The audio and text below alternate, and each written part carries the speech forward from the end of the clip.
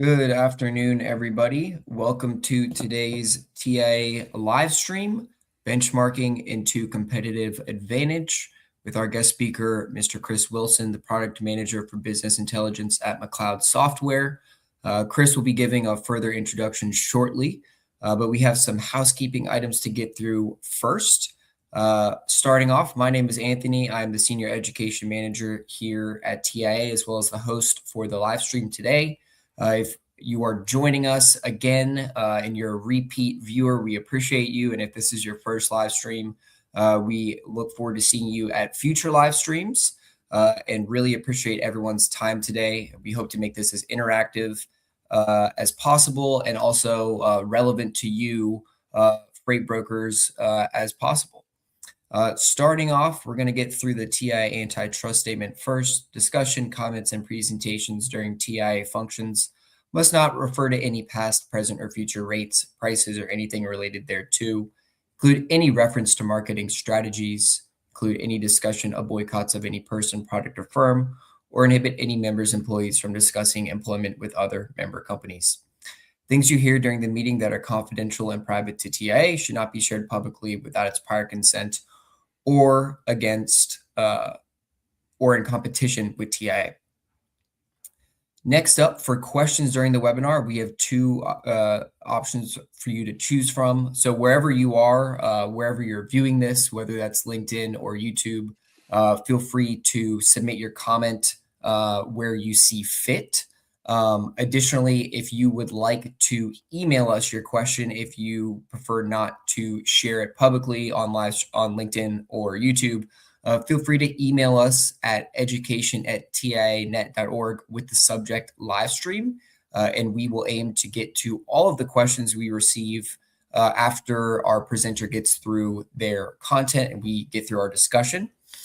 So please submit your questions as you think of them throughout the presentation today. And at the completion of the event, we will answer your questions. And when you want to come back here to watch this recording, if you think of a question when you're rewatching this, please feel free to, again, comment on the YouTube or the LinkedIn event, or again, send us an email and just include the live stream date. That will be appreciated, and we will get back to you as soon as possible. So again, when you want to come back to the recording, you can come back here and watch the recording as many times as you would like. Chris, would you like to give a brief introduction, sir? Yeah, so my name's Chris Wilson. I do work for McLeod in their business intelligence practice. I'm the product manager for all things business intelligence. I came to this career quite accidentally. It wasn't something I decided I wanted to be when I was 15. I did join at 16 the industry as a driver helper for my football coach's furniture store. Shout out to Westridge's. Little did I know that would touch off a 44-year career. I began going to school to study transportation logistics, and from The Ohio State University, got to get the "the" in there. And once graduated, went to work for Ford, and then went to work for a company that eventually became FedEx Global Logistics, at which point I pivoted to managing supply chain for Emerson Electric, a Fortune 500 company based out of St. Louis. My responsibilities included North, Central, and South America. From there, I pivoted to a trucking company based in the hill country of Texas, Barton Logistics. And in 2019, just before COVID, I jumped over to McLeod when they notified me they were building a business intelligence data science team. And here I am. So that's a little bit about who I am and how I got here. Thank you, Chris. Appreciate that. And as you can hear, folks, Chris has a very unique trajectory and a lot of experience in the industry. So we're very excited to put on this presentation today. Again, feel free to put in any questions you have, and we look forward to getting started. So we're going to kick it right off. So Chris, you just mentioned your trajectory and how you joined McLeod in 2019. And since then, you've really, exploded in terms of your, data analysis. So with your history, and your expertise, and what have you learned about data over the years, zooming out and then analyzing where we are today? So that's a relevant question for the day and the time we're in. When I started, my whole gig was using the PC to gather data and to make data-driven decisions, but they were decisions based off of data that we call descriptive and at best diagnostic. There's a continuum in the data science world. You have descriptive data, you have diagnostic data, you have prescriptive analytics, and then you have predictive analytics telling you what the future holds, or at least trying to model it. So the vast majority of my career, I'll say 39 of the 44 years, were spent using descriptive data. And descriptive data is often stale, right? So this whole idea in the last 5 years of transforming data from descriptive to diagnostic to prescriptive has been my central existence at McLeod. When you think about it in the industry, Anthony, the top 15 things we refer to are on average 30 to 45 days old. The data on these top 15 industrial reports is at least that old. So we're thinking about how do we transform metrics into strategic advantage, meaning shifting from lagging indicators, that which has occurred into the past, into real-time or leading indicators, that which is happening, but it's behavioral. The transactions haven't been formed and therefore we can't mine them. And it's a different data set. We're going to get into that deeper here, but it's quite a different data set from a transactional data set. Your traditional BI is based off lagging information because it describes the transactions you just conducted. So when you make this mind shift, what happens is you stop playing catch up and you start shaping the market, right? Because you're in the now. I use a axiom or a comparison. Think about driving your car. 90% of your attention is paid to what's going on in front of you, either right in front of you or about to be in front of you, right? That's forward looking. 10% of your view is spent on the rear view mirror.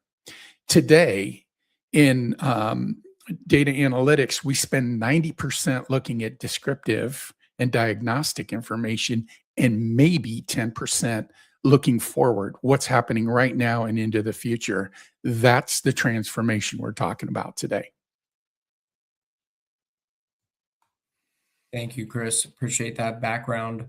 And so with that transformation and that shift, what are some of the possibilities that open up with that mind shift, Chris? So take that mind shift, let's set it on the shelf. When you think about what's happening in current time, real time, as we like to say, or useful time is probably a better way to describe it. What you're doing is you're creating tactical agility, right? So if you're paying attention and you're making data-driven decisions, right, you can unlock information about how the industry is performing, how you're performing relative to your peers, right? And you can then start to apply your decision making to things that are not operating correctly in the now, as opposed to going back and analyzing history to fix what happened in the past. And that is a fundamental change. And once your analytics flips and becomes primarily about that, now you're in a space where you can shape outcomes. So there are quicker fixes to inefficiencies. you're able to capture emerging opportunities much more quickly. Short-term agility ladders lead to long-term growth or strategic positioning. And then your platform scale, right? I work for a TMS company. So let me frame what we're talking about in order to put a bow on this. Our TMS has 1,500 tables and over 27,000 columns in it, right? I don't need all of that information. Now, somebody does, but in order to make better decisions, I don't need it all. I just need the most important stuff. We call that the warehouse layer. That translates to about 100 tables, 2,265 raw columns of information, right? We take that information, we transform it, ELT, extract, load, transform, or sometimes it's ETL, extract, transform, and load. We take that information, we enrich it, and load it into what is known in our business as a semantic model. That becomes 134 curated tables with dimensions, facts, and time intelligence in it. And so all of that information in that, that semantic model allows our customers to make data-driven decisions. Now, you might think, wow, that's a lot of information. It must take a long time to move it. We're moving it at light speed. So it's actually happening. We're refreshing our semantic models on the order of 4 or 5 times an hour. And when I mean refreshing, I mean soup to nuts, everything you need right there. So to summarize, our TMS platform starts with 1,500 transactional tables, about 27,000 raw elements. We distill that into 100 data warehouse tables with about 2,200 raw elements. We enrich it with a small set of derivative tables and deliver that value through 134 tables in the semantic model composed of dimensions, facts, time intelligence, and curated measures. Boom, at the speed of light. So that allows our customers now to operate more in the now than they ever have been.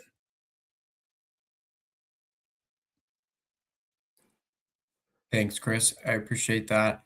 And so sticking and operating in the now, unlike you have ever before, how do those kind of adjustments allow you to connect to the bigger picture, of strategic differentiation, of hitting your broader business goals? So that again, an on-point question. Metrics drive strategic differentiation if you're driving your metrics, right? So what does that mean? Well, when you combine real-time visibility with historical context, right, you end up with superior ability to forecast. You end up with superior resource planning, and your long-range strategies are superior relative to your peers who may not be using their analytics or who may have them, but they're not doing what we call data-driven decision making. And so when you have organizations that are structured in the context I just described, there is the opportunity to create what we call mission critical performance metrics. We don't need another acronym, but MCPM is the acronym. These are metrics that are calculated the same way across all companies in an industry. So these are industry-wide metrics. And what this then allows is ethical benchmarking, right? To see if you're leading, aligned, or lagging your peers in your peer group. And it's important to have structured peer groups because a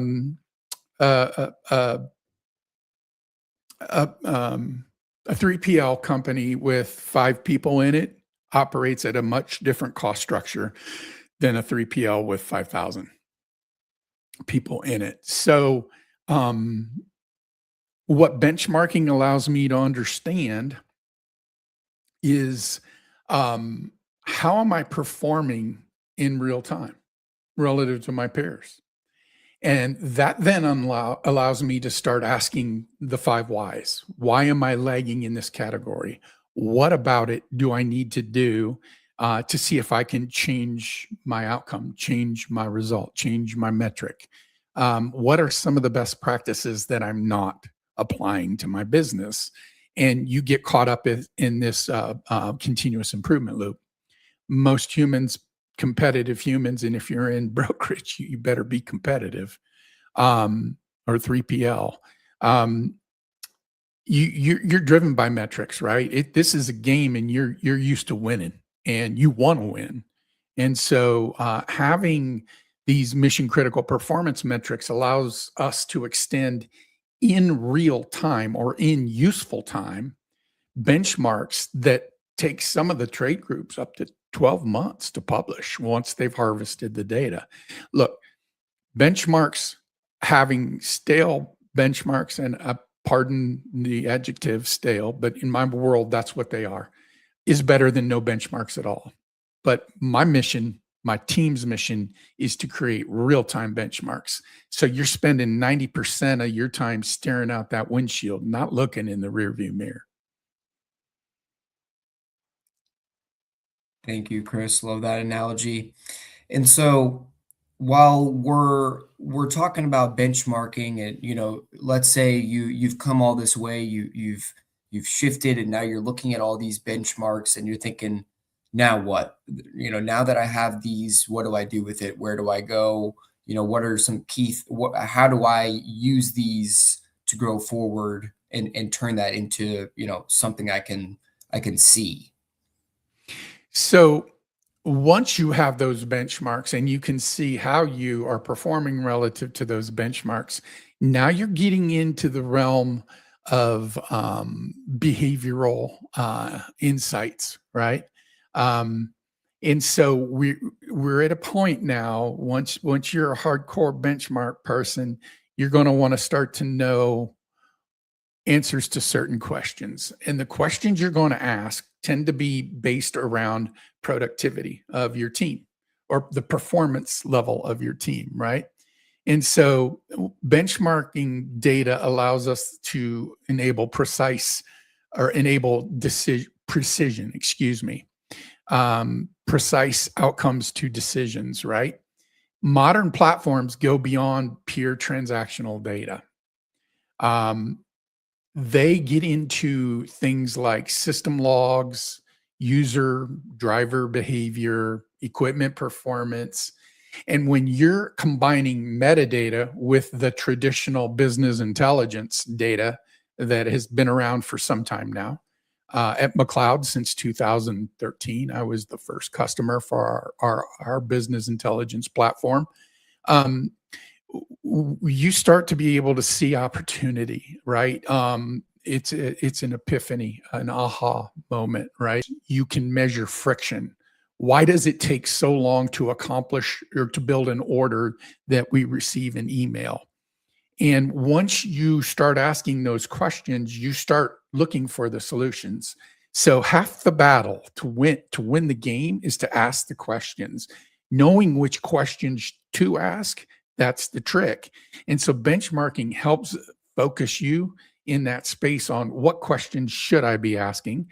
And when you start asking those questions, that's more than 50% of problem solving right there, because you're going to get the answers to the questions you ask. And if you're asking the right questions, you're going to get answers that help you eliminate friction, reduce or buy down your risk, and attack waste. And we're talking about, generally, to start, just a few seconds per transaction on the waste side of it, but compounded by the number of people you've got doing the same thing, that turns into real time. And so there is a concept in lean, in the lean practices, called the hidden factory. And once you understand the benchmarks, they train you to ask certain questions about why you perform the way you do relative to your peer group. Then you start to enter what we call the hidden factory analysis. You start identifying the 8 wastes. Think of the term or the acronym downtime. This is an easy way to remember it. D is for defects, O is for overproduction, W is for waiting, N is for non-utilized talent, right? T is for the movement or transportation of goods or information that is unnecessary, and that's a big deal sometimes here in our logistics industry. I being for inventory, and Inventory may be capturing too much information, stuff you don't need, stuff that slows you down. M is for motion and E is for extra processing. So when you start looking through that lens, Anthony, based off of the cues you received from benchmarking, the answers you get are informative, and now you're able to really start to figure out, so what investments do I need to make that allows me to be faster on the trigger? Because in the 3PL world, and it's been illustrated in the last 3 years in a way that most people can see. Those 3PLs that say yes to shipments at a much quicker rate win in the marketplace, even when their rates aren't necessarily market leading rates. And so we see customers, shippers, manufacturers, big box retailers valuing and rewarding speed to market. And so you don't want to be a laggard in that regard, right? You want to know what you should be doing and what tools exist to help you do it. Thanks, Chris. Appreciate that. And as we're moving through that, and we're focusing on the benchmarks and the quick reaction to these shifts. Aside from that, what additional data do brokerages and brokerage owners, leaders need beyond just those, key dashboards, and why does throwing that aspect into the mix is so important? So ultimately, our goal, Anthony, is to qualify the amount of work that humans are doing versus that which your system is doing on your behalf for the humans, right? And part of the solution to winning in the marketplace, speed to market, is a function of shifting the workload off of your humans being into your systems doing, right? And so what we're doing is in the background, and we're just beginning to really embrace this at McLeod, is we're looking at and measuring the amount of manual effort that goes into anything. A support ticket, creating code. It really doesn't matter. Product development, right? Versus the amount of work that our automated systems are doing for us. We pointed to metadata. We're coming back around to metadata. So once I understand the various outcomes, I can pinpoint labor inefficiencies. I can build a clearer business case for automation. I can reduce compliance risks and error, right? All of these things are major things. I can turn metrics from a reporting tool into a profitability engine because I'm in the now, and I'm making decisions that are not based on stale information, but they are based on industry mission critical performance metrics, which means I understand how I am being relative to my peers in an industry. And so this whole concept of quantifying human versus automated work allows you to generate ROI. Now, here's generally where people say, man, AI is going to steal my job. I'm going to offer you a different perspective. You can take it or not. It's your call. AI doesn't automate humans out of work. AI automates humans into work. What do I mean by that? Not everything that gets done in a 3PL can be automated. Human intuition still wins the day, period. What AI allows us to do is to shift that repetitive, boring, transactional work, point, click, type, point, click, type, point, click, type. We shift that onto the system and let the system do that work for you. What does that allow you to do? That allows you to go out and form more human relationships. Why would you care? Because human relationships still move freight in this industry. Yes, there's EDI. Yes, there's buy it now portals. Yes, there's more electronic communication than ever. But at the end of the day, when I have a driver who works for me, his company depends on me being there for him, I want that relationship. And If I don't have to talk to him, when I do talk to him, it's because I want to. And that's where human relationships are strengthened. And I will offer or proffer that no matter how much automation this industry deploys in the next 3 to 5 years, human relationships will still carry the day.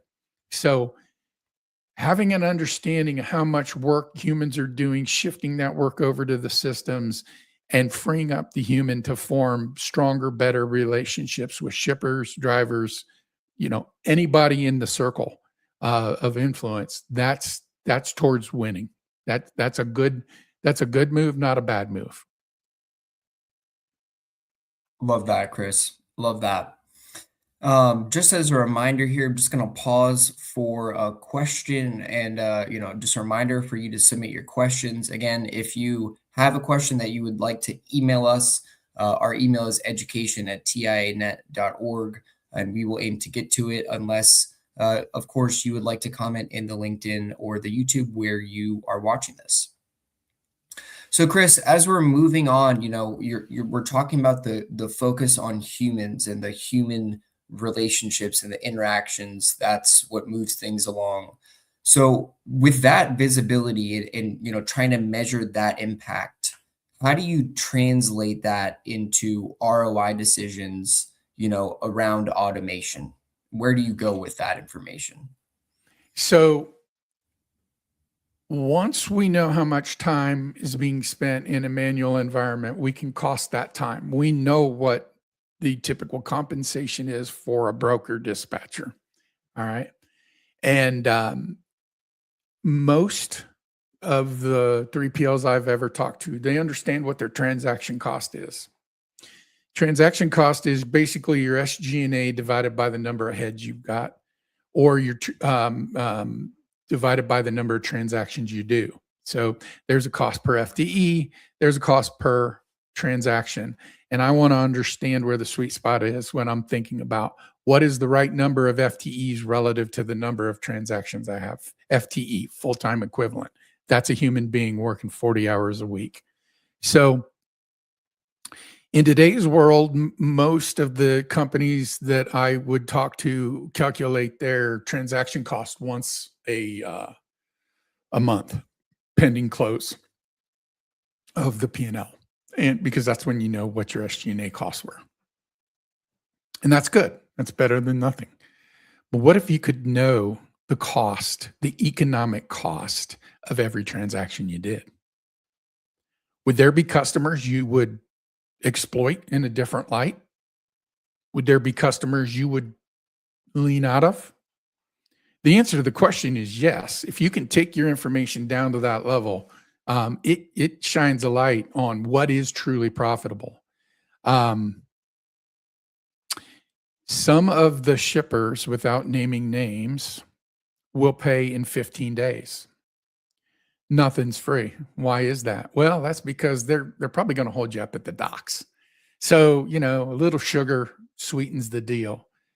Some of your best shippers pay in 45 to 60 days.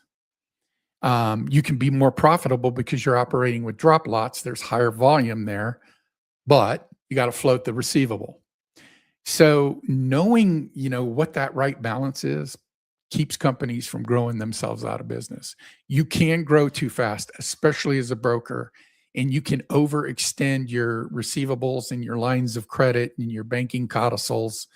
And once the bank smells that, they'll call that receivable, that line of credit, and you got to pony up. If you don't have the cash, you're sunk. And a lot of trucking companies and brokers go out of business for that reason. So think about it like this. And these become questions when markets get volatile. So let's assume, Anthony, that you and I are running a brokerage and we had the best fourth quarter last year of our existence. Was huge, right? But all of a sudden, come January, demand dropped off. Well, those receivables, if they're mixed out at 45 to 60 days, we're going to carry those for 2 months. We're going to need that line of credit to keep us fluid so we can make payroll, right? But if the transaction volume drops crazy, we might be in trouble. We might have to put cash into the company in order to stay, air quotes, liquid, according to the codicils with the banks that we're doing business. And so when you're data driven and you understand how much receivables you're taking on in the moment, not 30 days from now when you're realizing, oh, somebody hasn't paid me yet, right? But today, right now, and you're modeling how much money you're going to need to carry that receivable, maybe that 20% ROI on that shipper that is holding your money for 45 to 60 days isn't what you need. And it's at these points in the market where it gets really volatile, up or down, when many brokers tend to have these types of conversations. It's the nature of cyclical industries. So real-time data, metadata-driven metrics, those predict risk early. We can model what's happening before it happens, before the bank comes calling. We can model boom and bust scenarios. And that enables faster resource allocation during shock periods. So analytics that are mission critical for stability keep us viable. That level of analysis or data using semantic models is often exactly the foundation you need for AI. So if AI has a good model, AI will not work on incomplete transactional information, period, full stop. It breaks down. It's not intuitive. It's quite literally very dumb. It takes thousands and thousands and thousands of transactions for AI to figure out, oh, there's the pattern. So the point I want to make here is, when you can make these types of decisions, you've got a robust data warehouse, data factory, and AI needs that information in order to do work for you on your behalf. And when you're doing more with less humans, what you're doing is you're amping your cash flow. And amping the cash flow is the name of the game to stay in business, especially for a broker. You want that cash flow to be constantly turning and churning, so that you're never having delicate questions and discussions with the banks. Thanks for that breakdown, Chris. We're going to continue on here. Don't see any questions yet, but again, just a reminder, please feel free to submit any questions you might have or feedback. We'd love to see it. And Chris, we're going to transition to the last question here. So, you're talking about how to stay resilient through volatility. Can you expand on that? And, how does measuring the human impact while you're also looking at that automated impact, how through a volatile market, how does that work and how does that play out? And what are some things to keep in mind, while that's ongoing? Well, I would start by saying this: if your team, right, is winning the day in speed to market, you get the pick of the litter. Now, some days that's an awfully thin pick, but better the early bird get the worm than the person that's coming in at the end of the after the market's cleared, dealing with leftovers, which can be lucrative, but oftentimes costs more to service. So what I would say is, depending on your posture, if you're a broker, right, you want to be really quick to the market. You want to make crisp decisions. You want your customers to requests for trucks to be answered in seconds, not minutes or hours. Most customers still communicate using email. That's unstructured data in our world.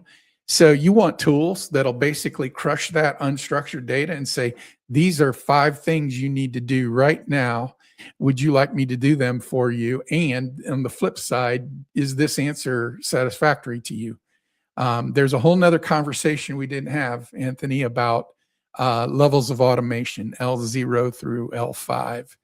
We'll save that for another day. But when you have decision support and decision augmentation tools that allow your users to do more quickly, right? At the end of the day, they're going to be well rewarded. They're not going to be overworked.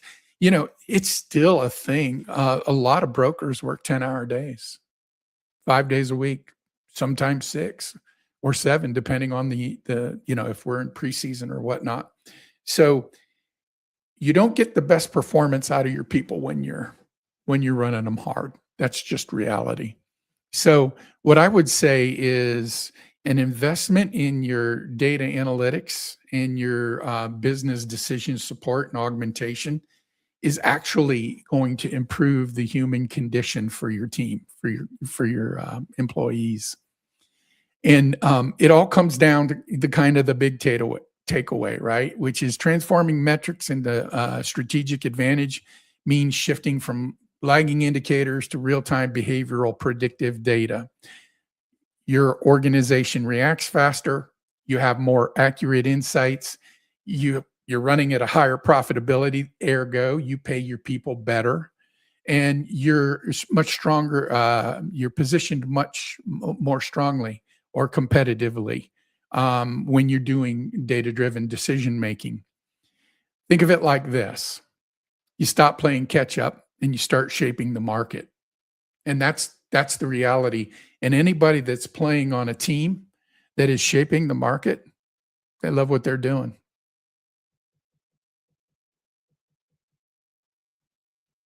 Thank you, Chris. Appreciate that. Doesn't look like we have any questions at the moment. Chris, I do have a few frequently asked questions and things I've been thinking of, that are always top of mind for brokers, especially early in the year. How does someone take all this and they're listening to you talk about these things, Chris, and they're thinking, man, I've really got to evolve, and they're a bit. Where do I start? Yeah, exactly. Where do I start? And they're a bit overwhelmed with what's coming. What would you recommend for someone in that position? Well, the first place I would tell somebody who is a total novice, who's like not into BI like I am, I would say look to your TMS provider. They probably have done a lot of work in the area of a business intelligence module that does the heavy lifting for you. Now, if they haven't, you're probably not with the TMS provider that you need to be with to extend yourself into the future and to remain a viable participant in the industry. Hard stop. I'm not pushing my TMS. I'm just saying that any TMS, that's your enterprise resource planning tool. That's your transactional cash register, if you will. You ought to be able to get data out of it, and you shouldn't have to spend a lot of time or money in order to do that. Reach out to them and say, hey, what do you have in the way of business intelligence? Now, there are some bolt-on packages, and they do the job. They may not get the essence of the information that you really need. You want to align yourself with a company that's constantly evolving. So you want to ask questions of them. Do you do continuous releases? How often do you update your software? When you update your software, is that included? Am I getting that?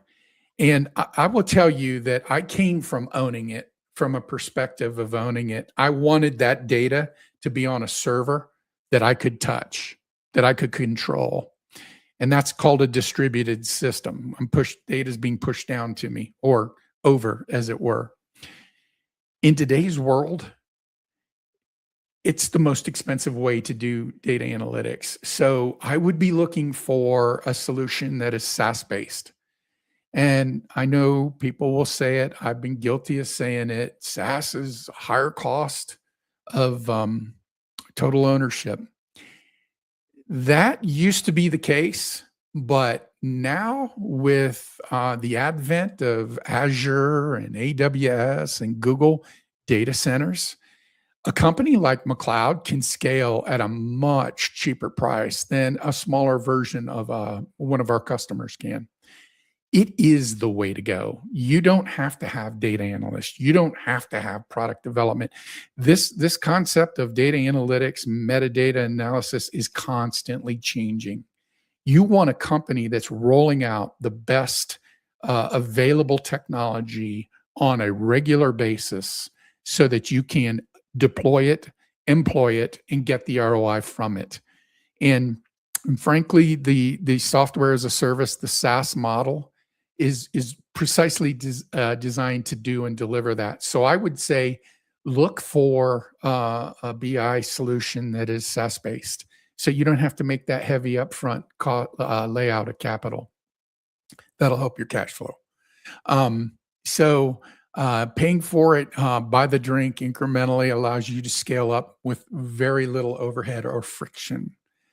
Then what I would do is I'd get that information and I'd start using it. Any company worth their salt's going to offer you a couple of predefined templates. We provide our customers with up to 20 templates, and we can create them on the fly for them at a much lower cost than they can do for themselves when they pay for the engineering by the hour.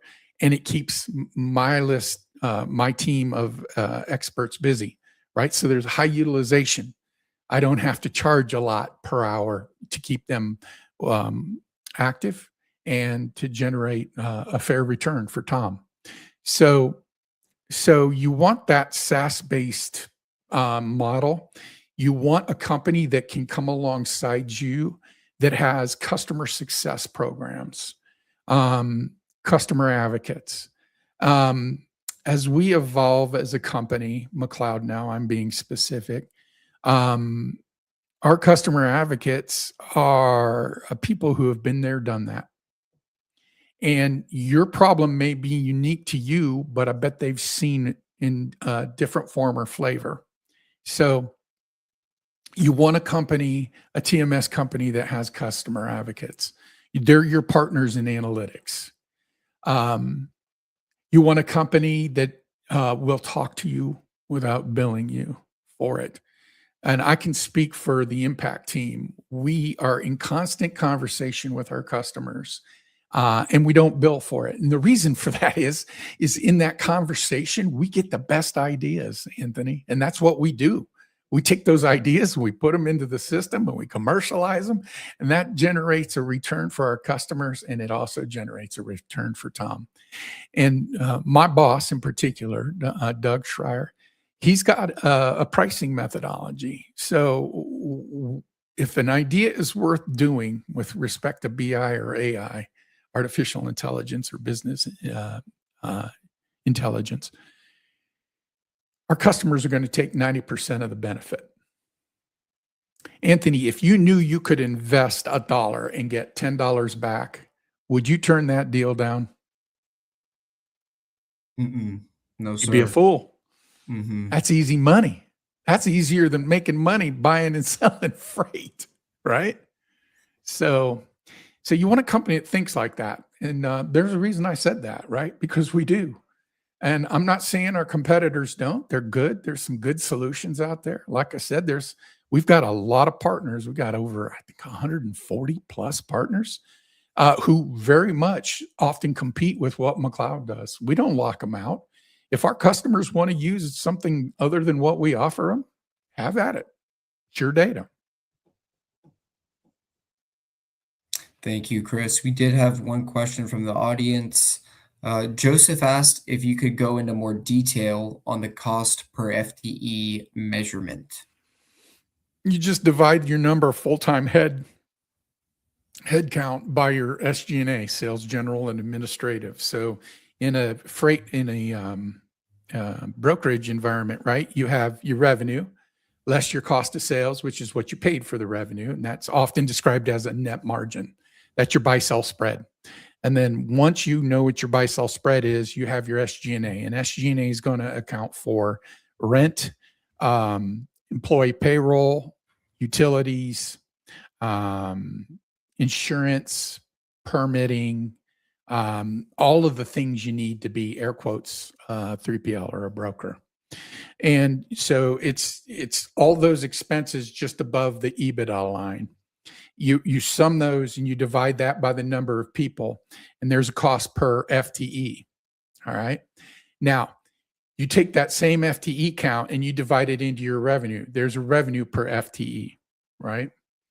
And once you understand what those metrics are, what those answers are, typically when I was in the game, and this may have changed because automation is allowing us to expedite transactions, it's increasing the velocity at which business is being done. You wanted a minimum of $2 million per FTE. That was considered acceptable. We'll call it average. I had brokers that worked for me that were doing $10 million a year. So, if 2 is the standard, and you got a broker that's operating at 10, their compensation better reflect that, right? So you want to keep them. So the long and the short of it is, when I look at, I'm trying to drive down my cost per FTE, and I can do that one of 2 ways. I can increase transactions, or I can reduce FTEs. Well, if I cut people, I'm cutting muscle. But if I amp up the number of transactions, now the cost of that person divided across all those transactions goes down, and that leaves more profit for the company.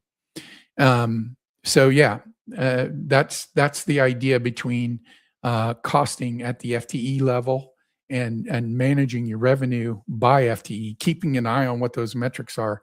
But more important than that is if you can get to an economic return on an order before it's been paid or before the end of the month, now you can make chess moves on the table before the score is settled.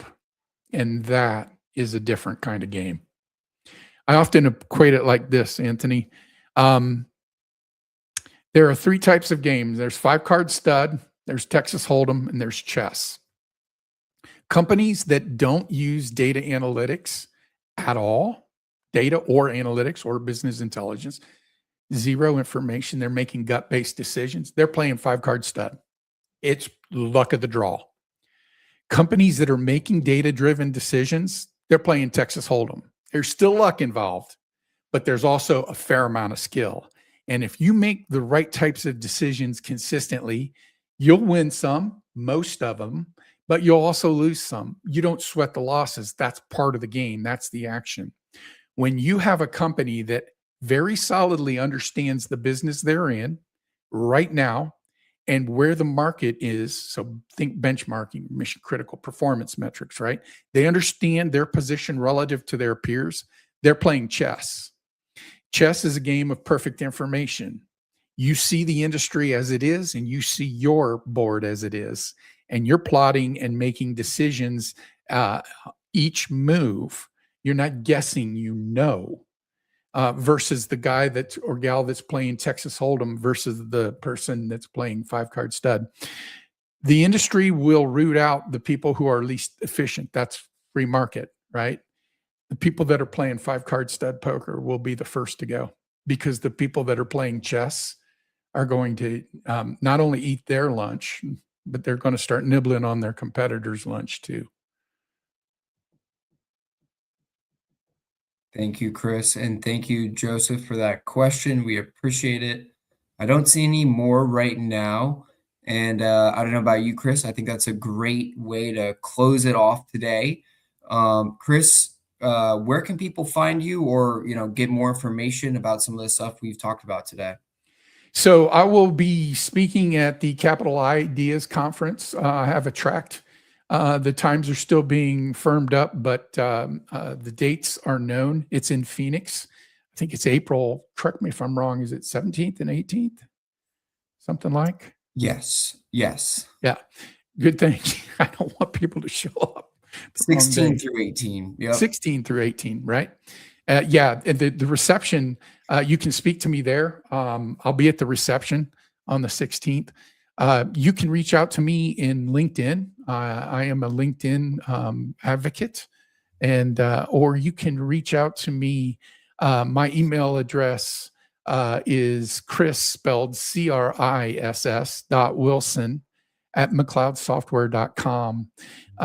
If you're a customer, you have my cell phone number, and I'm not going to give that out during the podcast. But if you're not a customer and you want to talk to me about it, I can spend some time with you. But it would be better if I had our sales force also begin a conversation with you, because they can answer a lot of the questions you'd have of me.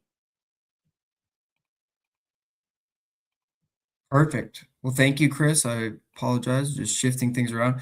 Thank you, Chris. I appreciate that. And everyone, attending here today, you know where to find Chris. We appreciate everything and all of your time today, Chris, and everyone in attendance, and those of you watching the recording. Again, if there are any follow-up questions after this, feel free to reach out and submit your comments.